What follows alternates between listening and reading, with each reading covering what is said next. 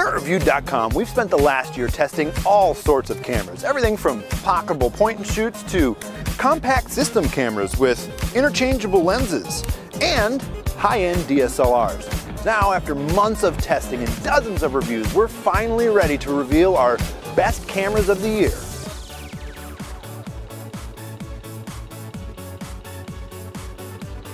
The biggest trend in cameras this year was the rise of mirrorless compact system cameras. Mirrorless cameras are basically just interchangeable lens cameras, and they allow you to sort of swap lenses at will, but they're not as big and bulky as your traditional DSLRs.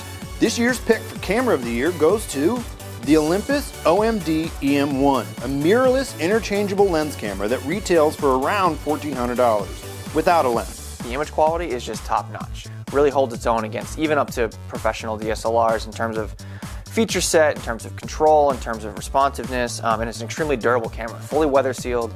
We've seen these things literally sit in just a standing shower, and they're fine. The EM1 makes use of the Micro Four Thirds lens system, which is the same lens system used by our runner-up pick for camera of the year, the Panasonic GX7.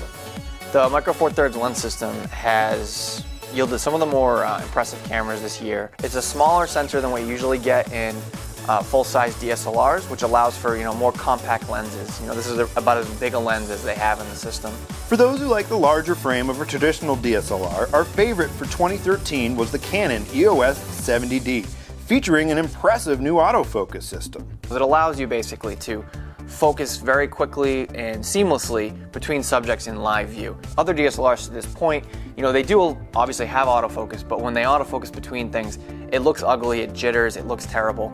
The 70D is nice and smooth from point to point, great all-around performance, great image quality, and it comes in at a nice price at under $1,500. If you still want an interchangeable lens camera but don't want to break the bank, the Sony NEX5T wins our award for Best Value Mirrorless Camera. It's $549 body only, which means you don't get a lens with it. But it's $699 with the lens, and we expect the prices to come down on sales and things like that. It's a camera you can learn and you can grow with, but we feel that, for the price, it's a great entry point for anybody who wants to get into, interchangeable lenses but doesn't want to deal with the hassle of a full-size DSLR. And if you don't have room for all those extra lenses, we picked our favorite point-and-shoot cameras for getting top-notch image quality without the extra baggage. The best point-and-shoot we've ever tested at Reviewed.com is the Sony RX100 II.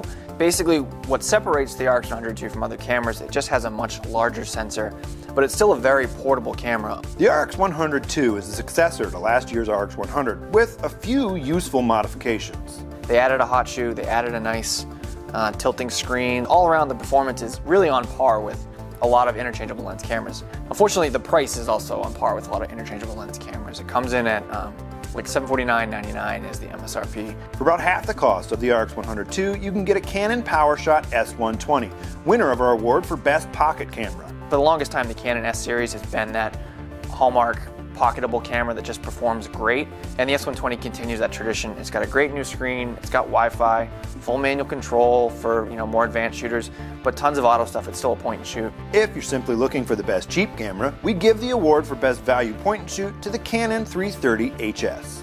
It does what point and shoots for the last couple of years have done. They just fits in your pocket, you can take it with you anywhere, has a nice 10x optical zoom and Wi-Fi.